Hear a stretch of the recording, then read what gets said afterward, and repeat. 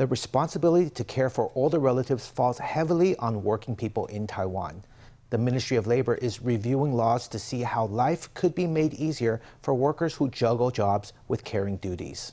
At present, many people have to take unpaid leave to care for family, which can have all kinds of professional and financial ramifications.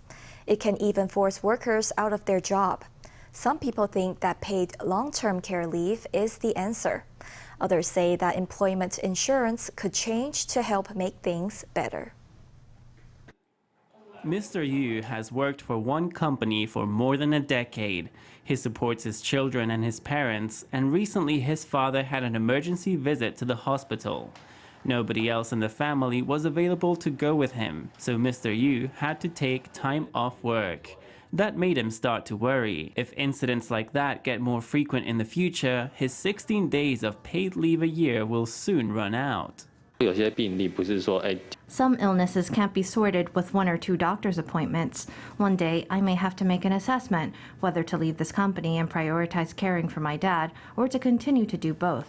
At another company, Joy faces a related dilemma. She fears government policies will not keep pace with her aging relatives' health problems. It's stressful to consider how she would cope with lost earnings from unpaid leave, plus huge care fees. I'll try to use paid days off if I can, but I'm afraid it will spoil my perfect attendance record or my achievement record, so I'll try not to take any days off if I can help it. Of course, in terms of salary, if regular unpaid days off are compensated like paid holidays, then it would be better for workers.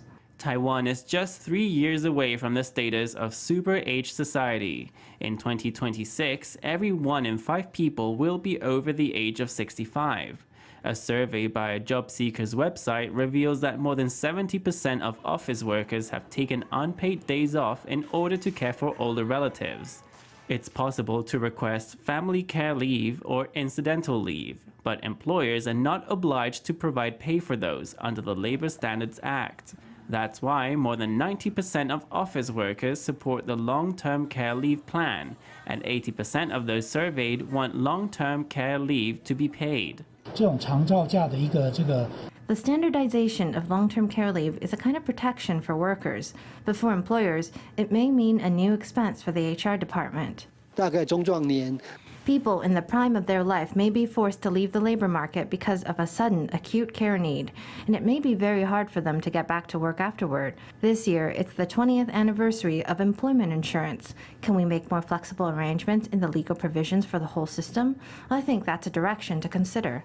As an alternative, the Taiwan Labor Front suggests that employment insurance could be made more flexible. That might prevent workers from losing their jobs due to caring responsibilities. All these factors are up for consideration by the Ministry of Labor.